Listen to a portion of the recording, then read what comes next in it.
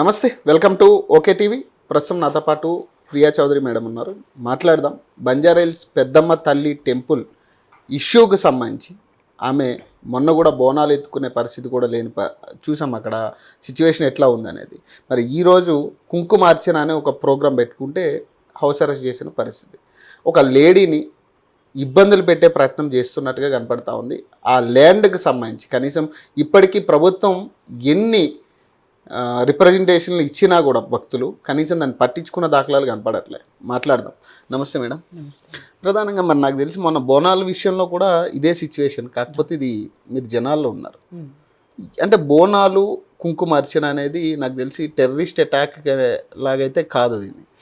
మరి ఎందుకు ఇంతగానో మిమ్మల్ని ఇబ్బంది పెట్టడం? సింధూర్ కుంకుమ బొట్టు ఎంత అటాక్ అనేది ఆల్రెడీ చవి చూపించారు.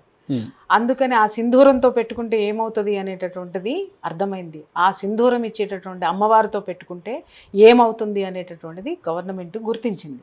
కాబట్టి అందుకని మమ్మల్ని అందరినీ హౌస్ అరెస్ట్ చేసి కూర్చోబెట్టింది. ఈ హౌస్ అరెస్ట్ చేసే కంటే ఇప్పుడు దాదాపు 200 అడుగులు మీరు మాట్లాడేది, అక్కడ భూమి కూడా 200 అడుగులు, అది వదిలేస్తే అయిపోతుంది కదా. 80 సంవత్సరాల నుంచి ఉన్న టెంపుల్ ఇప్పుడు దాన్ని డెవలప్ చేయాల్సిన బాధ్యత గవర్నమెంట్కి ఉంది కదా.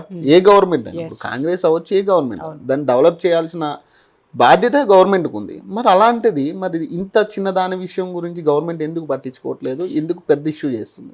అంటే ఇక్కడ ఇష్యూ మీరు అన్నట్టు టెంపుల్ చిన్నదే కావచ్చు, కానీ ఆ టెంపుల్ని అక్కడి నుంచి తీసేయాలి అనేటటువంటి ఆలోచన చాలా పెద్దది కదా. దాని వెనక కుట్ర చాలా పెద్దది ఉంది కదా. సో దానికోసం పోరాడుతున్నప్పుడు వాళ్ళ ఆలోచన ఏదైతే ఉందో దానికి గండి పడుతుంది అనేటటువంటి భయం అక్కడ ఉన్నటువంటి పెద్దలందరికీ ఉంది కదా. సో అందుకోసమనే ప్రభుత్వము ఈ రోజు మీరన్నారు, మేము ఆ రోజు బోనాలప్పుడు కూడా దౌర్జన్యాలు ఎవరం చేయాలా, ఎవరం పల్లెత్తు మాట ప్రభుత్వాన్ని కూడా అనలేదు.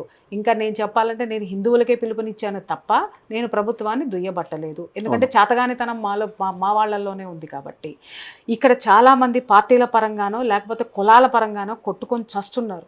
ముందు రిలీజియన్ అనేటటువంటిదే మనకి లేకపోతే ఇంకా కులాలు ఎక్కడి నుంచి వస్తాయి, ఇంకా ఎక్కడ బతుకుతాం మన మనుగడ ఎక్కడ ఉంటుంది?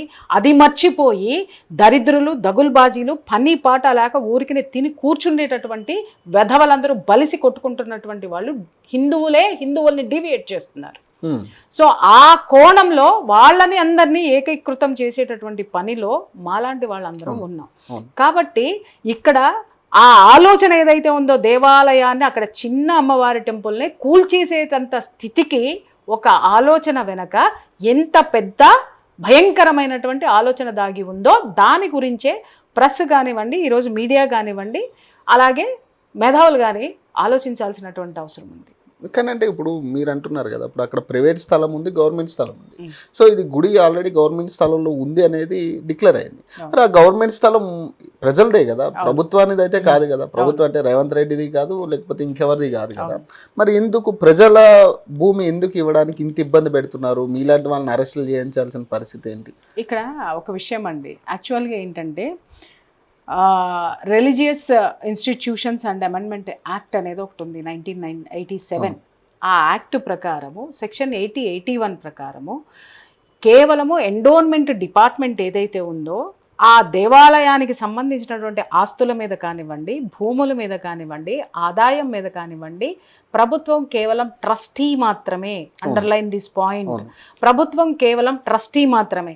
అక్కడ ఆ దేవాలయానికి సంబంధించినటువంటి ఆస్తుల్ని ఏ విధంగా దేవాలయానికి కాకుండా ఇంకా అన్యంగా ఏదైనా వాడాలి అనుకున్నా, ఆ భూముల్ని వేరే అవసరాలకి వాణిజ్యం కానీ వ్యాపారాలు కానీ ఏ విధమైనటువంటి వాటికి వాడాలని అనుకున్నా, ఆ గుడికి వచ్చేటటువంటి భక్తులు ప్లస్ అక్కడ ఆ చుట్టూ ఉన్నటువంటి రిలీజియస్ సంఘాలు సొసైటీలు ఏవైతే ఉంటారో, అంటే ఇంకా చెప్పాలంటే మత పెద్దలు అని అనాలి, వాళ్ళ యొక్క అనుమతి, భక్తుల యొక్క అనుమతి ఖచ్చితంగా ఆ ఎండోన్మెంట్ డిపార్ట్మెంట్కి అవసరము. వీళ్ళిద్దరూ యాక్సెప్టెన్స్ ఇచ్చిన తర్వాత మాత్రమే గుడిని తీయడం అనేటటువంటి హక్కు ఎవరికీ లేదు. ఒకవేళ తీయవలసి వస్తే, ఒకవేళ మీరన్నట్టు అక్రమ కట్టడమో అన్నా కూడా అక్కడ భక్తుల యొక్క మనోభావాలు తీసేటటువంటి హక్కు ప్రభుత్వానికి లేదు. ఇది రాజ్యాంగ విరుద్ధం కూడా. ఆర్టికల్ 20-25 ప్రకారము 25-26 ప్రకారం కూడా ఇది చాలా రాజ్యాంగ విరుద్ధం. అది ఫస్ట్ జనాలు ప్రభుత్వం తెలుసుకోవాల్సినటువంటి అవసరం. ఇక్కడ ఎండోన్మెంట్ అనగానే ఇది ప్రభుత్వం ల్యాండ్, గుడి అనగానే ప్రభుత్వానికి హక్కు ఉందంటే ప్రభుత్వానికి ఏ హక్కు లేదు. ప్రభుత్వం ఇట్ ఈస్ జస్ట్ ట్రస్టీ. అక్కడ పర్మిషన్స్, ఎవరి పర్మిషన్ తోటి ప్రభుత్వం ఏ పనన్నా చేయాలి అంటే ఆ గుడికి సంబంధించినటువంటి భక్తులు వాళ్ళ మనోభావాల్ని దెబ్బతీయడం కానీ, వాళ్ళ ఆచార వ్యవహారాలన్నిటి మీద ఉక్కుపాదం అవ్వటం కానీ చేయడం అనేది చట్టరీత్యా నేరం. ఈ టెంపుల్ విషయంలో వర్తించలేదు కదా అది, ఎందుకంటే డైరెక్ట్ గా వచ్చి అక్కడ కూలగొట్టే పరిస్థితి కదా. ఎస్, నేను అనేది ఏంటంటే వర్తించలేదు అంటే అర్థం ఏంటంటే అక్కడ ఉన్నది పేదవాళ్ళు. వీళ్ళు ఏమనుకున్నారు, పేదవాళ్ళు, వాళ్ళకి endowment religious institutions and amendment act తెలియదు, రిలీజియస్ యాక్ట్ ఏముందనేది తెలియదు, రాజ్యాంగంలో ఏముందో తెలియదు, వాళ్ళు చదువుకోలేదు. కాబట్టి అధికారులే రాజులు, అలాగే ప్రభుత్వం చక్రవర్తి అనేటటువంటి ప్రభుత్వాన్ని ఏలేవాడు ఒక చక్రవర్తి కింద. దీన్ని ఎవడిష్టం వచ్చినట్టు వాడు ఇప్పటివరకు ఫుట్బాల్ లాగా ఆడుకున్నారు. ఓకే, కొద్దో గొప్ప సుదీర్ఘంగా బీజేపీ అనేటటువంటి 10 సంవత్సరాలు పరిపాలన చేయబట్టి ప్రతి హిందువులో కూడా ధైర్యం అనేటటువంటిది వచ్చింది. ఆ ధైర్యంతో ఈరోజు ఒక హిందువుకు ఉన్నటువంటి హక్కులు కూడా తెలుసుకుంటున్నాడు. పరమత సహనము అనేటటువంటిది కేవలం Hindu word, it's not related to other religious. Understand? ఒకటి. రెండోది ఏంటి అనంటే ఇక్కడ ఏ విషయం అయితే ఇక్కడ టెంపుల్ విషయంలో గవర్నమెంట్ పెత్తనము రాజ్యాంగ విరుద్ధము, చట్టపరంగా కూడా ఇది భయంకరమైనటువంటి నేరము. రేపొద్దున గనక ఇది కోర్టుకెళ్ళినా దీని మీద కేసులు వేసినా కూడా ప్రభుత్వం జవాబుదారీతనంగా ఉండాలి. హిందువుల వీక్నెస్ ని దెబ్బతీసే పరిస్థితి కనపడతా ఉంది. మొదటి నుంచి మనం చూస్తే టెంపుల్ మీద దాడి విషయాల్లో ఇది మొదటిసారి కూడా కాదు. దాదాపు 5-6 టెంపుల్ గతంలో కూడా చాలా పెద్ద పెద్ద టెంపుల్ మీద మనం మాట్లాడాం. సో ఎందుకంటే రిలీజియస్ విషయాలకు వచ్చేసరికి హిందువుల్ని ఎందుకు ఇంత డౌన్ చేసి చూడడమా, లేకపోతే ఎందుకు ఇంత ఈ దుస్థితి? ఎందుకంటే బంగ్లాదేశ్ గురించి మనం మాట్లాడుకున్నాం, అక్కడ హిందువుల పరిస్థితి ఎట్లా అయిపోయింది. అదే సిచ్యువేషన్ ఇప్పుడు తెలంగాణలో జరుగుతుందా, జరగబోతుందా? వస్తుంది. ఇప్పుడు కనుక జనం కళ్ళు తెరవకపోతే ఖచ్చితంగా ఆ పరిస్థితి అతి త్వరలో వచ్చేదేమో. ఇప్పుడు రానివ్వరు కూడా. ఎందుకంటే జనం చైతన్యమయ్యారు, ఖచ్చితంగా చైతన్యమయ్యారు. ఇందాక మీరన్నట్టుగా ఎందుకు హిందువుల్లోనే ఈ విధమైనటువంటి హిందూ దేవాలయాల మీద దాడులు జరుగుతున్నాయి అనంటే కారణము హిందువే.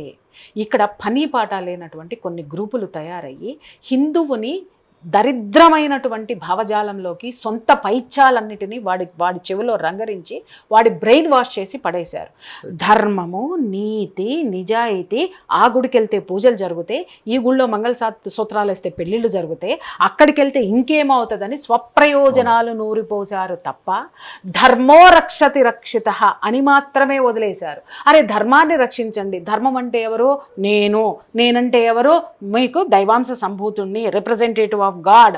కాబట్టి నాకు కానుకలు ఇవ్వండి, నాకు పాదపూజ చేయండి, నన్ను నమ్మండి, నేను చెప్పే పచ్చి భూతులన్నీ నిజాలు అనేటటువంటి స్థితిలో వీళ్ళు తీసుకొచ్చి ధర్మో రక్షతి రక్షిత, ధర్మం అంటే నేనే, నన్ను రక్షించండి.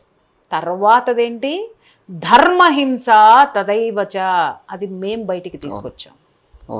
అర్థమైందా? ఇప్పటి వరకు పని పాట లేని వాళ్ళు, స్వార్థపరులు రచించినటువంటి దాన్ని చెరిపి, ఇంకా చెప్పాలంటే చించి అసలైనటువంటి అధ్యాయాన్ని ఈరోజు హిందువు రాస్తున్నాడు. ఇది ఇప్పటి నుంచి కూడా అమల్లోకి వచ్చింది. హిందువులు మీరంటున్నారు ఎందుకు హిందువుల్లోనే ఇలా వస్తుంది అనేటటువంటిది. వరుసనే ఇన్ని దాడులు చూసాం. అక్కడ ఆంధ్రాలో కానివ్వండి, రాముల వారి విగ్రహం తల తీసుకువెళ్ళడం కానివ్వండి, అంతర్వేది విషయం కానివ్వండి, ఇంకా చాలా దేవాలయాలు దాదాపు గత 5 సంవత్సరాల్లో 350 దేవాలయాల కూల్చివేత జరిగింది. దేవతల మీద ఇది జరిగింది, అటాక్ జరిగింది.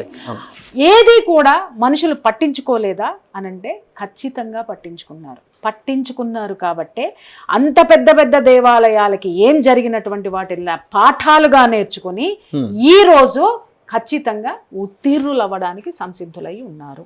నాలెడ్జ్ పెంచుకున్నారు, ధైర్యం తెచ్చుకున్నారు, పోరాటానికి సిద్ధపడ్డారు. అందుకు ఉదాహరణే రాత్రి నుంచి ఇప్పటి వరకు దాదాపు 700 మంది అరెస్ట్ అయ్యారు. అంటే ఇది హిందువుల ఐక్యత కాదా? ఇది హిందువుల యొక్క పోరాట పటిమ కాదా? ఇవాళ హిందువు మేల్కొన్నాడా లేదా? పని పాట లేని పనికి మాలిన చెప్తున్నా వినండి. కామెంట్లు పెట్టడం కాదురా, దమ్ముంటే ఒక మంచి పని చేయండి, సమాజానికి ఉపయోగపడే మంచి పని చెయ్యండి. ఆడదాన్ని విమర్శించటము, ఆడది పోరాటానికి వస్తే చేయడము నువ్వు గుర్తుపెట్టుకోండి, ఇవాళ అమ్మవారిని మాట్లాడారు, మీ నోళ్ళు మీ ఇది ముయ్యకపోతే ఇంటికొచ్చి చితక్కొట్టి మూయించాల్సి వస్తుంది. అంటే మీకు ఈ విషయం తెలుసో తెలీదో, మొన్న మీరు ఏదైతే బోనాల సందర్భంలో జరిగిన ఇన్సిడెంట్కి సంబంధించి A1 A2 ఆ స్టైల్లో మీ పేరు పెట్టినట్టు నాకు అనిపించింది. అంటే మీరేం చెప్తారు దీనికి సంబంధించి? కేవలం ఒక దేవుడు గుడి గురించి మీరు అడుగుతా ఉన్నారు, అక్కడ మీరు దాడి చేయడానికి రాలేదు, దాడి చేసే ప్రయత్నం కూడా ఎక్కడ జరగలేదు, కేవలం బోనాలు పెట్టుకుని మీ పూజ చేసుకుని మీరు వెనక్కి వెళ్తామనేదే కదా మీరు ప్రధాన డిమాండ్ అక్కడికి వచ్చింది కూడా. మరి దానికి A2 అనేది కరెక్టేనా? ఒక మాట చెప్పమంటారా, ఆ స్థాయిలో నన్ను చూపించే, ఆ స్థాయిలో ప్రభుత్వం నన్ను అక్కడ చేర్చింది ఒక FIRలో అంటే గర్వపడుతున్నానండి. అంటే అమ్మవారు నాకు ఒక స్థితిని, స్థాయిని ఇచ్చింది, నా పోరాటము ప్రభుత్వము ఆ స్థాయిలో గుర్తించింది. అందుకు నేను నిజంగా గర్వపడుతున్నా. ఎందుకంటే చిల్లర పనులు, చిచ్చా పనులు, ఈ పనులతోటి నేను విక్టిమ్ కాలేదు. నేను యుద్ధము ఎటువైపు చేస్తున్నాను, ఎవరి కోసం చేస్తున్నాను, ఒక యుద్ధ వీరుని కానీ లేకపోతే వీరురాలి కానీ నేను పరిగణించబడతాను తప్ప, నేను గర్వపడతాను తప్ప. ఇది ప్రభుత్వాన్ని మీరు ఏ విధంగా చూస్తున్నారంటే ఖచ్చితంగా చూస్తున్నాను. ప్రభుత్వం ఏ రోజుకైనా దిగి వచ్చి దీన్ని మాకు ఇవ్వాల్సిందే, ఆ గుడి కట్టి తీరాల్సిందే. అంటే మీకు అనిపిస్తూ ఉంది అక్కడ ఏదైనా ల్యాండ్ గ్రాబింగ్ విషయంలో జరుగుతుంది అవకతవకలు గవర్నమెంట్ అనేది మీకు అనిపిస్తూ ఉందా? సార్, ఇక్కడ ఒక విషయం నేను చెప్తున్నాను, పదే పదే మీకు ముందే చెప్పాను. ఆలోచన, గుడి కూల్చాలి అనేటువంటి ఒక ఆలోచనే అక్కడ వచ్చిందంటే, అక్కడ ఒక పవిత్ర స్థలం ఉండకూడదంటే పవిత్ర ఏతర పనులు అక్కడ ఏమీ చేయబోతున్నారో, లేదా ఆ యొక్క ల్యాండ్ని ఎవరికి ఇవ్వబోతున్నారో, ఆ ల్యాండ్ని ఎవరు స్వాధీనంలోకి వెళ్ళబోతుందో అర్థం చేసుకోవచ్చు. అంటే 2023లో గద్వాల్ విజయలక్ష్మి గారు అక్కడ గజం 350, నాకు తెలిసి కరెక్ట్, సబ్జెక్టు కరెక్ట్, 350 రూపాయలు పెట్టి 2023లో కొన్నారు. దానికి ఆమె చూపించే కారణం ఏంటంటే, నేను దాదాపు 15 సంవత్సరాల నుంచి నేను ఇక్కడే ఉంటున్నాను కాబట్టి నాకు గజం 350 రూపాయలు చేసి ఇవ్వాలి అని దాని పక్కన, మీరు ఎక్కడైతే ఇప్పుడు టెంపుల్ ఉందో దాని పక్కనే ఆమె రిజిస్ట్రేషన్ చేయించుకుంది 2023. సో దీని గురించి ఏం చెప్తారు? మరి మీకేమో 2 లక్షలు అడుగుతా ఉన్నారు కదా గజానికి. ఇప్పుడు భయం అదే కదండి, 2 లక్షలు మేము కట్టడానికి సిద్ధంగా. ఆవిడలాగా మేము పేదవాళ్ళం కాదండి, ఆవిడలాగా అమ్మవారిని గెలుచుకోవడానికి అమ్మవారి పేదరాలు కాదు. అమ్మవారి భారతదేశంలో ఉన్న సంపద మొత్తం ఆవిడదే, ప్రతి ఇంచి ఆవిడదే, ప్రతి రేణువు ఆవిడదే. ఆవిడ ముష్టి 350 రూపాయలు పెట్టి అడుక్కొని ఆవిడ చేయించుకుందేమో నాకైతే తెలియదు. కానీ అమ్మవారికి అదే చెప్తున్నాను కదా, అమ్మవారి కేసులో నన్ను A1 A2 A9 A7 ఏదో పెట్టారు కదా, ఆ స్థితిలో మమ్మల్ని తీసుకొని వెళ్ళారు. అలాగే అమ్మవారి గుడికి కూడా అంతే ఖరీదు కట్టారు అని అంటే అమ్మవారి విలువ ఎంత గొప్పదో అర్థం చేసుకోండి, ఆ శక్తి ఎంత గొప్పదో అర్థం చేసుకోండి. ఇక్కడ ఇవన్నీ బయటకు వస్తాయి. ఇప్పుడు రేపొద్దున మాకు 2 లక్షలు మేము ఊరికినే కట్టమంటారా? కట్టడానికి కూడా సిద్ధంగా ఉన్నామని నేను ఖచ్చితంగా చెప్పాను, ఛాలెంజ్ చేసి మరీ చెప్పాను. అంటే కరెక్టేనా? అంటే కట్టడం, ఒక గుడికి దాదాపు 80 సంవత్సరాల నుంచి ఉన్న అక్కడ అమ్మవారి విగ్రహానికి ఇప్పుడు ప్రైజ్ కట్టడం అనేది కరెక్టేనా? నేనేం మాట్లాడానండి, మేము డబ్బులు కడతామని అనలేదు కదా. 2 కోట్లు అడిగారు, 2 కోట్లు ఏ రూపంలో ఇస్తామో తీసుకునే ధైర్యం ఉందా అని నేను సవాల్ ఇసిరింది. ఆవిడ 350 రూపాయలు డబ్బులు ఇచ్చారు, మీరు 2 కోట్లు పెడతారా, 200 కోట్లు పెడతారా, 20 కోట్లు పెడతారా? ఆ 20 కోట్ల యొక్క వాల్యూ మేము ఏ రూపంలో ఇస్తామో మీరు తీసుకునే ధైర్యం ఉందా అని మాట్లాడా. మీరు ఇది వాస్తవమేనా అంటే, వాళ్ళు దేనికి వెల కట్టారో అప్పుడు చెప్తా, నేను వెల కట్టమని చెప్పండి, అప్పుడు మహిళలందరం చెప్తాము, హిందువులందరం చెప్తాము, ఈ పోరాడేటటువంటి ప్రతి యోధుడు కూడా చెప్తాడు దాని వాల్యూ ఏంటి అనేది. కేవలం అంటే ప్రియా చౌదరి గారిని అరెస్ట్ చేస్తే కంట్రోల్ అవుతారా? ప్రియా చౌదరి గారిని అరెస్ట్ చేస్తేనో, లేకపోతే ఇంకొక బీజేపీ కార్యకర్తలను అరెస్ట్ చేస్తేనో, పోరాటం చేసే వాళ్ళందరినీ అరెస్ట్ చేస్తే, నేను ఒకటే చెప్తున్నా, అరచేతిని అడ్డం పెట్టి సూర్యుడిని ఆపినట్టే ఉంటుంది సార్. ఆపుతామా? మన కన్ను మాత్రమే పడకుండా మాత్రమే మనం అడ్డం పెట్టుకుంటాం, అది కూడా ఎంతసేపు పెట్టుకోగలుగుతాం. అలాగే ఈ ఉద్యమం అనేటటువంటిది అంత గొప్పది, సూర్యప్రకాశం అంత ఉజ్వలమైనది, తేజోమయమైనటువంటిది, అంతగా నిప్పులు చెరిగేటటువంటి శక్తి ఉన్నటువంటిది. కాబట్టి దీన్ని ఎవ్వరూ ఆపలేరు. అంటే పొలిటికల్ ఎజెండాకి డైవర్ట్ చేస్తున్నారు కదా, ఈ అంశాన్ని పొలిటికల్గా కూడా డైవర్ట్ చేసి చూస్తూ ఉన్నారు. జూబ్లీ హిల్స్ కాన్స్టిట్యున్సీ ఎన్నికల గురించి అవ్వచ్చు, రకరకాల అంశాలు. ఇందులో బీజేపీ ఇన్వాల్వ్ అయిందని కొంతమంది మాట్లాడుతూ ఉన్నారు, కావాలని బీజేపీ అక్కడ వీళ్ళందరినీ కూడా గేదర్ చేసి చేయిస్తుంది అనేది ప్రధానంగా. అందుకే ఈరోజు రామచంద్రరావు గారిని అరెస్ట్ చేయడానికి ప్రధాన కారణం కూడా బీజేపీ ఇన్వాల్వ్ అయ్యింది అనే దాని మీద. మరి మీరేం చెప్తారు? ఏమండి ఆడలేక మధ్యలో కూడా ఇందాకే చెప్పాను నేను. ఇప్పుడు వాళ్ళు గుడ్డగాల్చి మీద వేయాలి, గుడివి ఇచ్చేస్తే అయిపోతుంది కదండి. 200 గజాలు నువ్వు ఇచ్చేసావు అనుకో, గుడి కట్టుకుంటాము. ఇంకా చెప్పాలంటే ఆ గుడిలో నీ ఫోటో కూడా పెడతాం కదయ్యా ముఖ్యమంత్రి, గుడిలో నీ ఫోటో కూడా పెట్టి నీ శిలాఫలకం మీద నీ పేరు కూడా రాస్తాం కదా, ఓపెనింగ్ ఎవరు చేశారు ఏంటి అనేది చిరస్థాయిగా ఇంకొక 80 ఏళ్ళు కాదు 800 ఏళ్ళు నీ పేరు అక్కడ ఉండిపోతుంది కదా. అది చెయ్యవయ్యా అని అంటే మనుషులకు కొమ్ము కాసుకుంటున్నావు, ఆవిడ ఎవరి కొమ్ములు ఇరచాలో అమ్మవారు చూసుకుంటుంది. నెక్స్ట్ కార్యాచరణ ఎలా ఉండిపోతుంది మేడం? అంటే ఈ రోజు అరెస్ట్ అయిపోయింది, మేము చెప్పంగా కార్యాచరణ ఉంటది, ఉధృతంగా ఉంటుంది. ఇంకా మొదటి రోజున ఆ రోజు రాత్రి జరిగినంత వరకు, ఆ రోజు మాధవీలత గారు వచ్చి జరిగిన పోరాటానికి, ఆ పోరాటం తర్వాత జరిగినటువంటి పోరాటం యొక్క ఉధృత చూశారు. ఆ తర్వాత బోనాలు పెట్టిన ఉధృతి ఎంత పెరిగిందో చూశారు. ఇప్పుడు హౌస్ అరెస్టుల దాకా వచ్చింది అంటే ఎంత పెరిగిందో చూశారు. అణిచిన కొద్దీ ఉజ్వలంగా ఇది ఎగిసిపడుతుంది. ఇంటెలిజెన్స్ ప్రభావం ఇక్కడ బాగా చూపిస్తుంది అనుకోవచ్చా మీ విషయాల్లో? కరెక్టేనండి. అంటే వీళ్ళు ఎట్లా ఉంటారంటే ఫోన్ ట్యాపింగ్ వ్యవహారాలు, తర్వాత వీటిల మీద ఇంకా ఇంటెలిజెన్స్ అంటే దేనికి ఉపయోగిస్తున్నారంటే మమ్మల్ని ఎవరైనా ఏమన్నా అనుకుంటున్నారేమో. ఇప్పుడు అమ్మలక్కల ఇంటెలిజెన్స్లు ఉంటాయి చూసారా, దానికి దీనికి ఏమి తేడా లేదండి. దమ్ముందా ఎదుర్కో, సమాధానం చెప్పు బయటకు వచ్చి. ఒక చిన్న సినిమా యాక్టరు సినిమా రిలీజ్ అయ్యి ఒకళ్ళు చచ్చిపోయారు అనగానే నువ్వు నీ పరిపాలనలో ఉన్నటువంటి మైనస్లన్నింటినీ దుయ్యబట్టడానికి, మైనస్లన్నింటినీ కప్పిపుచ్చుకోవడానికి అసెంబ్లీలోనే నువ్వు ఎవరి చేత అడిగిస్తావయ్యా?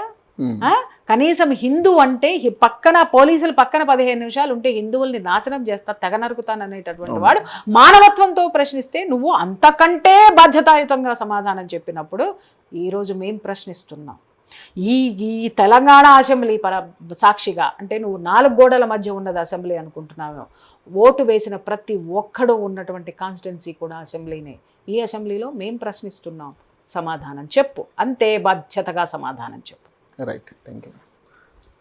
సో చూశారు కదా, ఏదైనా కానీ ఈ జూబ్లీహిల్స్ పెద్దమ్మ తల్లి వివాదం అనేది చిలికి పెరుగుతున్న పరిస్థితి కనపడతా ఉంది. గవర్నమెంట్ ఖచ్చితంగా రెస్పాండ్ అవ్వాలనేది ప్రధాన డిమాండ్గా ఇక్కడ చూడొచ్చు. సో మరిన్ని అప్డేట్స్ కోసం చూస్తూనే ఉండండి ఓకే టీవీ.